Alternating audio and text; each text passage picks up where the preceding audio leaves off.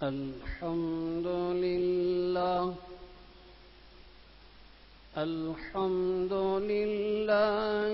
رب العالمين، والصلاة والسلام على سيد الأنبياء والمرسلين محمد وعلى آله وأصحابه وذريته أجمعين. أما بعد، فعن أبي هريرة رضي الله عنه قال قال رسول الله صلى الله عليه وسلم: من يأخذ عني هؤلاء الكلمات فيعمل بهن أو يعلم من يعمل بهن إلى آخر الحديث، أو كما قال صلى الله عليه وسلم. بزرگان محترم، عزیزان گرامی، السلام علیکم ورحمۃ اللہ وبرکاتہ. ابھی خطبے میں جو حدیث پڑھ کر سنائی گئی ہے یہ ترمذی شریف کی حدیث ہے. گزشتہ جمعہ آپ کی خدمت میں پوری حدیث سنائی گئی. حضرت ابو ہریرہ رضی اللہ عنہ اس حدیث کے راوی ہیں.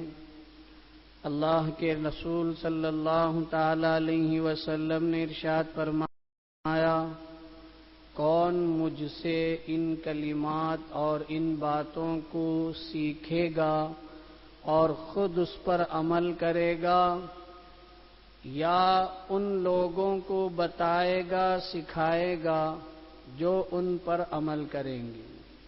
تو حضرت ابو ہریرہ رضی اللہ عنہ نے کہا کہ اللہ کے رسول، میں حاضر ہوں، میں آپ سے ان باتوں کو سیکھوں گا، خود بھی عمل کروں گا، دوسروں کو بھی بتاؤں. چنانچہ اللہ کے رسول صلی اللہ تعالی علیہ وسلم نے حضرت ابو ہریرہ رضی اللہ عنہ کے ہاتھ کو پکڑ کر 5 باتوں کو ارشاد فرمایا، جن میں سے پہلی بات کا بیان گزشتہ جمعہ ہو چکا. دوسری بات، اللہ کے رسول صلی اللہ تعالی علیہ وسلم نے فرمایا: وَارْضَ بِمَا قَسَمَ اللَّهُ لَكَ وَارْضَ بِمَا قَسَمَ اللَّهُ لَكَ. اللہ نے تمہاری قسمت میں جو لکھ دیا ہے اس پر راضی رہو. اللہ نے تمہاری قسمت میں جو لکھ دیا ہے اس پر راضی رہو. بہت اہم بات ہے. اللہ جل شانہ جب ایک مرد کا مادہ منویہ عورت کے رحم میں داخل ہوتا ہے، پھر وہ منی کا قطرہ 40 دن کے وقفے کے بعد منجمد خون کا قطرہ بنتا ہے، پھر اس کے بعد گوشت کا ٹکڑا بنتا ہے. تو اس طریقے سے اس کے بعد اس میں روح پھونکی جاتی ہے. تو اس وقت اس گوشت کا ٹکڑا جو آئندہ چل کر اللہ کے حکم سے شکل و صورت بن کر ماں کے پیٹ سے باہر آئے گا، تو اللہ نے اسی وقت اس کی ساری روزی کی تفصیلات لکھ دی کہ اسے کتنا ملے گا، وہ کتنا کھائے گا، اس کی رزق کے بارے میں اللہ نے تفصیل کر دی۔ اب بندہ دنیا میں سر اٹھاتا ہے، اب اس کی روزی روزی کا جو مسئلہ ہوتا ہے اسی پر اللہ کے نبی علیہ الصلوۃ والسلام نے فرمایا کہ اے بندے، اے اللہ کے بندے، اللہ نے جو تمہارے لیے لکھ دیا ہے اس پر راضی رہو، خوش رہو۔ اللہ تعالی خالق ہیں، مالک ہیں، اللہ حکیم ہیں، حکمت سے کوئی کام ان کا خالی نہیں ہوتا۔ اللہ تعالیٰ کو معلوم ہے کس کو کتنا دینا ہے۔ مثال کے طور پر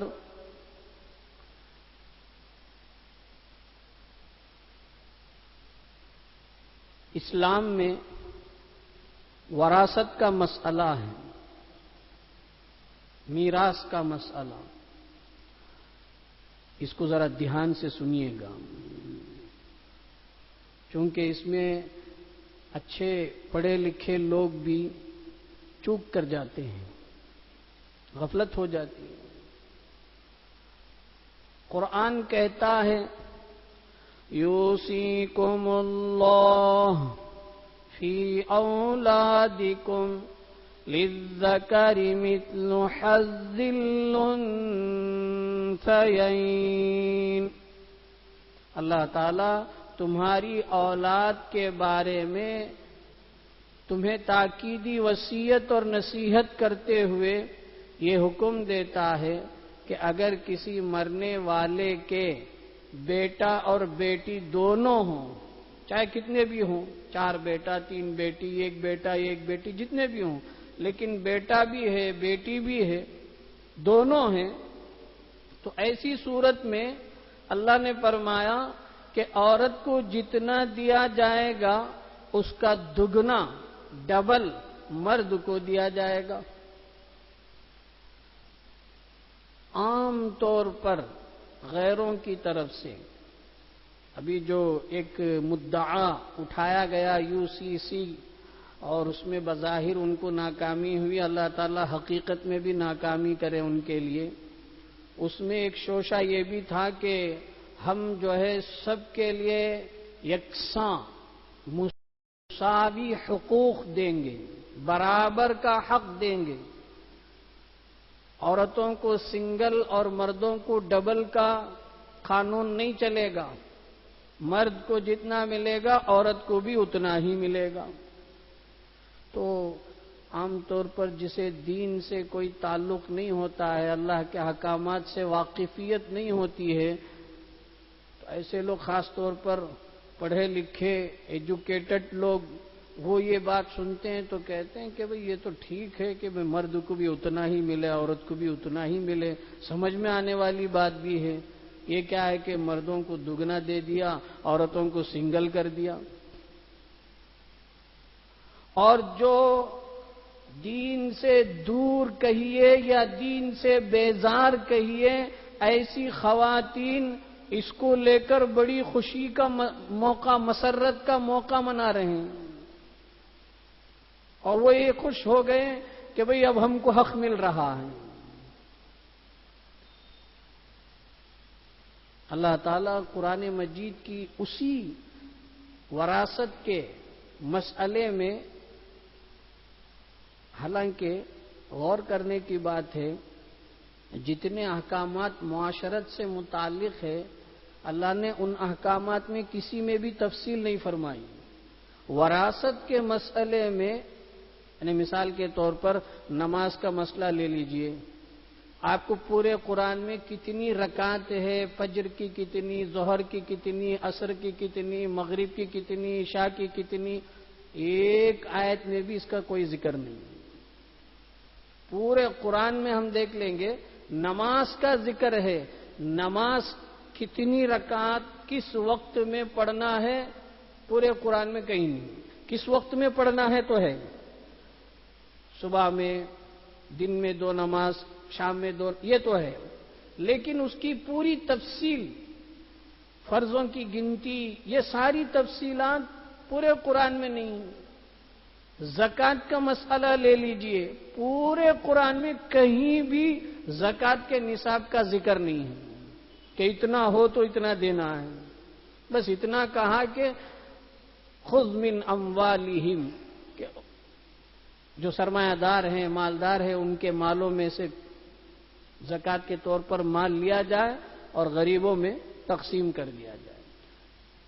حج کے متعلق چند ضروری احکامات ہیں، تفصیل مکمل نہیں ہے۔ روزے کے متعلق چند ضروری مسائل بیان فرمائیں، مقیم ہو تو اس کے لیے کیا حکم ہے، بیمار ہو تو اس کے لیے کیا ہے، مسافر ہو تو اس کے لیے کیا ہے، شیخ فانی ہو تو اس کے لیے کیا، باقی اور ساری تفصیلات قرآن کریم میں مختصر بتایا۔ لیکن جب وراثت کا مسئلہ آیا، اللہ نے کھول کھول کر بیان فرمایا کہ ایک بیٹی ہو تو کتنا ملے گا، دو یا دو سے زیادہ بیٹیاں ہوں تو کتنا ملے گا، بیٹا اور بیٹی ہو تو کتنا ملے گا، ماں کو کتنا ملے گا، باپ کو کتنا ملے گا، بھائیوں کو کتنا ملے گا، فلاں کو کتنا ملے گا، پوری تفصیل سے بیان فرمایا۔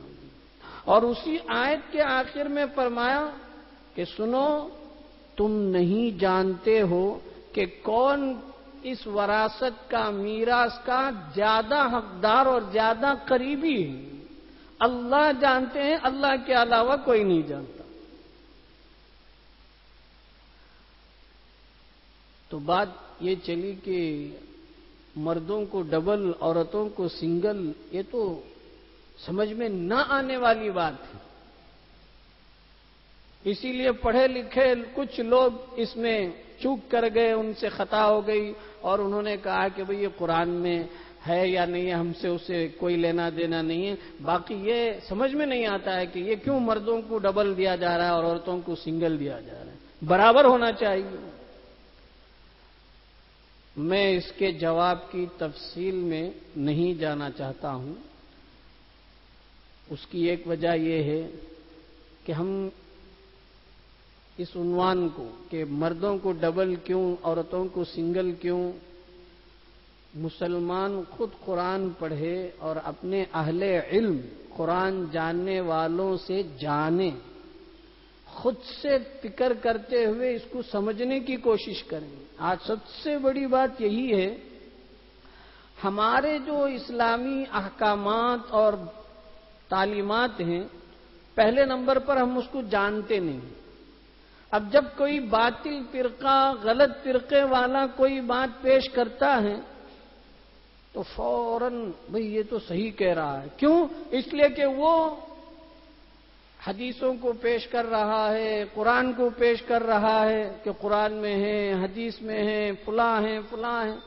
تو چونکہ پہلے سے ہمیں ہمارے اسلامی تعلیمات کے متعلق قرآن میں کیا ہے، حدیث میں کیا ہے، ہم کو معلوم نہیں، جس کی وجہ سے جب باطل اور غلط نظریہ والا اپنی بات پیش کرتا ہے تو ہم فوراً مان لیتے ہیں۔ خاص طور پر اسکول کالج میں، آئی ٹی فیلڈ میں رہنے والے اس کے زیادہ شکار ہو جاتے ہیں۔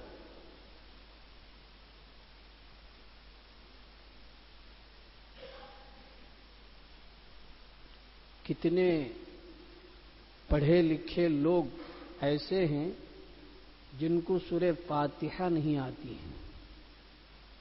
میں کسی دور دراز کی بات نہیں کر رہا ہوں، شہر کی بات کر رہا ہوں۔ شرم آتی ہے، افسوس ہوتا ہے کہ مسلمان ہم، اتنا ماحول ہے، ساری چیزیں ہیں، سورہ فاتحہ نہیں آ رہا ہے۔ اب کہاں سر پیٹے جا کر۔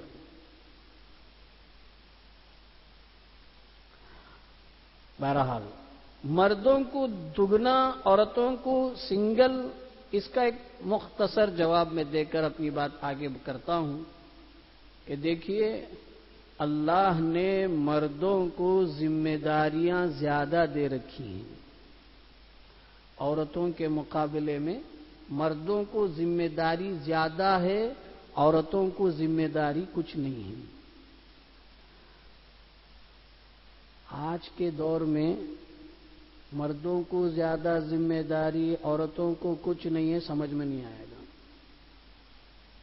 کیوں؟ اس کی وجہ یہ ہے کہ جو کام مرد کر رہا ہے وہی کام عورت بھی کر رہی ہے، شانہ بشانہ وہ کام کر رہی ہے، تو اب وہ اپنا مینیج کر رہی ہے. اسلام کا یہ حکم نہیں ہے. مذہب اسلام میں عورتوں پر بوجھ نہیں ڈالا ہے. جب بچی ہے باپ کے ذمے خرچہ ہے، جب تک اس کی شادی نہیں ہو جاتی اس وقت تک اس کا نان و نفقہ باپ کے ذمے ہے. اب جب شادی ہو جائے گی شوہر کے ذمے ہے اس کا خرچہ پانی دینا. عورت کو اللہ نے کبھی کام کی ذمہ داری نہیں دی. مرد پر بوجھ اللہ نے، بوجھ کا مطلب ہے کہ ذمہ داری زیادہ ہے. بوجھ کہنا نہیں ہے، ذمہ داری. مرد ہے ماں باپ کی بھی خدمت کرنا ہے، اپنے ضرورت مند بھائی بہنوں کی خدمت کرنا ہے، اپنی بیوی کی خدمت ہے، اپنے بچوں کی خدمت ہے. موقع ملے تو اپنے محلے کے غریب پسماندہ ضرورت مندوں کی خدمت ہے. کئی ساری ذمہ داریاں مردوں کو ہیں بنسبت عورت کے. اس لیے اللہ نے عورتوں کے مقابلے میں مردوں کو ڈبل حصہ عطا فرمایا. لیکن اس حکمت کو، حقیقت کو مسلمان پڑھا لکھا طبقہ خود ہضم نہیں کر رہا ہے. کیوں؟ اس لیے کہ عورت سمجھتی ہے کہ مجھے سنگل دے کر میرے اوپر ظلم کیا جا رہا ہے. بہرحال اللہ تعالی نے ہر انسان کی روزی کو کس کو کتنا ملے گا فائنل کر دیا ہے. ایک آدمی اسے روزانہ 10 روپے ہی ملیں گے، 10 ہی ملیں گے. ایک کو 100 روپے ملیں گے، 100 روپے ہی ملیں گے. اللہ نے لکھ دیا ہے. اب بندے کو چاہیے مجھے اللہ نے جتنا لکھا ہے اس پر میں خوش اور راضی رہوں. وَارْضَ بِمَا قَسَمَ اللَّهُ لَكَ، اللہ نے تمہارے لیے جو قسمت میں لکھ دی ہیں اس پر راضی رہو. کیا ہوگا؟ تکن اغنى الناس، اس کا بدلہ یہ ملے گا کہ تم لوگوں میں سب سے زیادہ بے نیاز رہو گے، مستغنی رہو گے. بے نیاز کا مطلب کیا ہے؟ بے نیاز کا مطلب یہ ہے کہ اس کی جتنی آمدنی ہے اس پر اس کی زندگی اطمینان سے گزرے گی. وہ کسی اور چیز کی طرف للچائی ہوئی نظر نہیں دوڑائے گا. یہ ہوتا ہے مستغنی، یعنی اس کی کمائی اس کے لیے کافی. آج کے دور میں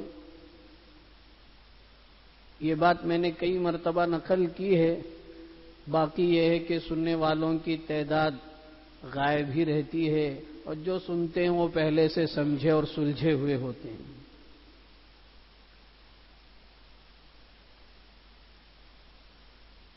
ہماری آمدنی ہمارے لیے کافی ہے یا نہیں؟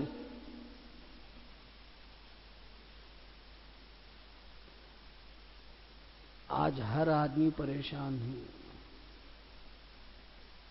بس نہیں آ رہا ہے. کما رہا ہے، لے رہا ہے، یوں خرچ ہو رہا ہے. ہاتھ میں آنے سے پہلے ہی بعض لوگ کہتے ہیں ٹکتا ہی نہیں، ہاتھ میں ٹکتا ہی نہیں. کیا ہے؟ آدمی دن بھر محنت کر رہا ہے، اگر تاجر ہے سامان جا رہا ہے، مال آ رہا ہے، ملازم ہے روزانہ مزدوری کر رہا ہے اور اس کی مزدوری دی جا رہی ہے، لیکن اس کے باوجود آدمی پریشان، حیران گردان، کیا سمجھے، ادھر ادھر پھر رہا ہے. کیوں؟ میرے دوستو بزرگوں، اس کا بہت ساری وجہ ہے. ہم ایک وجہ پر آتے ہیں اور اس پر ہم سنجیدگی کے ساتھ غور کر کے دیکھیں. کہ آج ہمارے معاشرے میں جو بے برکتیاں ہیں، جو کمزوریاں ہیں، کمانے کے باوجود کوئی کام نہیں ہو پا رہا ہے، اس کی ایک ظاہری وجہ یہی ہے کہ ہم نے اپنی آمدنی کو رسوم و رواج کے حوالے کر دیا، جس کی وجہ سے ہماری آمدنی میں کوئی برکت نہیں رہ رہی ہے۔ دیکھ لیجئے، روزانہ 500 روپے کمانے والے کی زندگی دیکھ لیجئے، 5000 کمانے والے کی زندگی دیکھ لیجئے، 5 لاکھ کمانے والے کی زندگی دیکھ لیجئے۔ جو جس حیثیت سے ہیں وہ اس حساب سے اپنے مال کو رسومات میں خرچ کر رہا ہے۔ جب آدمی رسم و رواج میں خرچ کرے گا تو ایک وقت ایسا آئے گا کہ اس کی حلال آمدنی بھی اس کے ان رسومات کو پورا کرنے کے لیے کافی نہیں ہو جائیں گے، بلکہ وہ اور محتاج ہوگا۔ تو ایسی صورت میں لا محالہ اسے سودی قرضہ لینے کے لیے مجبور ہونا پڑے گا۔ پھر وہ سودی قرضہ جب لے گا تو پھر وہیں سے اس کے لیے نحوست اور وبال کا دروازہ کھل جاتا ہے۔ آج ہمارے معاشرے کے اندر جہاں جہاں نظر دوڑائیں، حالات پر جائزہ لیں تو دیکھیے کم و بیش سب لوگ سودی قرضوں کے بہت بڑے دلدل میں پھنسے ہوئے ہیں۔ کوئی کم کوئی زیادہ اس طریقے سے سودی قرضہ لے رکھا ہے، جس کی وجہ سے اس کی نحوست رفتہ رفتہ آہستہ آہستہ ہماری زندگیوں کی برکتوں کو چھین رہا ہے، بلکہ ختم کر رہا ہے۔ آج ہر آدمی مسلمان خاص طور پر پریشان ہے۔ میں آپ کو اپنے شہر کی بات بتاؤں کہ بھئی آج تاجر پریشان ہیں، آرڈر نہیں ہیں، ملازمت کرنے والے پریشان ہیں، ہفتے میں 2 3 4 5 دن چھٹیاں ہو رہی ہیں، مہینے میں 15 دن کام ہے، 15 دن چھٹی ہے، 20 دن کام ہے، 10 دن چھٹی ہے۔ اب اس کی تنخواہ پورا مہینہ کام کر کے پوری تنخواہ آنے کے باوجود پریشان رہنے والا انسان جب اس کی ملازمت میں خطرے کی گھنٹی لگ جائے اور پورے مہینے کی تنخواہ کے بجائے 15 دن 20 دن کی تنخواہ ملے، اب بتائیے اس کی پریشانی میں اضافہ ہوگا کہ کم ہوگا؟ کیا حل ہے؟ حل یہی ہے کہ اللہ نے ہمیں جتنا دیا ہے ہم اللہ کا اس پر شکر بجا لائیں، راضی رہیں، ہوس کے شکار نہ ہوں، ہوس کے پجاری نہ ہوں، لالچ ہمارے اندر پیدا نہ ہو، ہم دوسروں کو دیکھا دیکھی ان کو دیکھ کر اپنے مال میں اضافہ کرنے کی فکر میں نہ پڑیں، بلکہ اللہ نے ہمیں جو دے رکھا ہے بخوشی اس کو قبول کریں اور اس پر راضی رہیں، پھر اللہ ہمیں بے نیاز کر دے گا، یعنی ہمیں کسی کا محتاج نہیں بنائے گا، ہمیں کسی کے سامنے سر جھکانے کی ضرورت نہیں پڑے گی، ہمیں کسی کے سامنے اپنا ہاتھ پھیلانے کی نوبت نہیں آئے گی اگر ہم اللہ کی تقسیم پر راضی رہیں گے۔ اور اگر ہم نے اللہ کی تقسیم پر راضی ہونے کے بجائے ناراضگی کا اظہار کیا، شکوے شکایت کیے، تو پھر ہماری روزیوں میں وہ برکت نہیں رہے گی۔ اللہ ہمیں مستغنی اور بے نیاز کرنے کے بجائے فقر و فاقے کا محتاج بنا دے گا، اس کا شکار بنا دے گا، پھر ہماری زندگی دو بھر ہو جائے گی، پریشانی ہی پریشانی رہے گی۔ اس لیے اللہ کے نبی علیہ السلام نے فرمایا وَرْضَ بِمَا قَسَمَ اللَّهُ لَكَ، اے انسانوں اللہ نے جو دے رکھا ہے اس پر راضی رہو، دوسروں کی طرف نظر مت دوڑاؤ، تَكُنْ أَغْنَى النَّاسِ، تو تم سب سے زیادہ لوگوں میں بے نیاز رہو گے، تمہیں کسی قسم کی کوئی پریشانی نہیں ہوگی۔ اللہ تعالی ہم سب کو اللہ کی تقسیم پر ہمیشہ خوش رہنے کی، راضی رہنے کی توفیق عطا فرمائیں۔ بزرگان محترم،